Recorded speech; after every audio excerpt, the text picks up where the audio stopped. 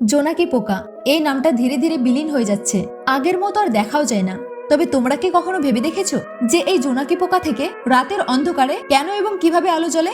আসলে এই জোনাকি পোকার শরীরে লুসিফেরজ নামক একটি এনজাইম এবং লুসিফেরেন নামক এক ধরনের রাসায়নিক পদার্থ পাওয়া যায়। তো যখন এই পদার্থ অক্সিজেন, অ্যাডিনোসাইন ট্রাইফসফেট আর ম্যাগনেসিয়ামের সাথে রিঅ্যাক্ট করে, তখন লুসিফেরজ এনজাইম এটাকে আলোতে পরিবর্তন করে দেয়। একে বলে বায়োলুমিনেসেন্স। তবে মজার বিষয় হলো এই আলো এক ফোঁটাও গরম হয় না, একদম ঠান্ডা আলো, চারিপাশটা কেমন শীতল হয়ে যায়। এছাড়াও জোনাকি পোকা এই আলো শরীরে তৈরি করে একে অপরের সাথে কথা বলতে, এবং এই আলোর দ্বারাই তারা একে অপরকে প্রপোজ করে। তবে কিছু কিছু জোনাকি পোকা শিকারীকে ফাঁসানোর জন্য এই আলোর ব্যবহার করে। আচ্ছা, মনে পড়ে তোমাদের সেই ছোটবেলার দিনগুলো যখন কারেন্ট ছিল না, রাতের অন্ধকারে কত জোনাকি পোকা দেখা যেত, আর আমরা সেগুলো ধরার চেষ্টা করতাম, আর একটা ধরতে পারলেই কত খুশি লাগতো, কত সুন্দর ছিল সেই মুহূর্তগুলো। কিন্তু আজ এই আলো ভরা পৃথিবীতে জোনাকিরা কেমন যেন বিলুপ্ত হয়ে যাচ্ছে। তো তোমরা লাস্ট কবে দেখেছিলে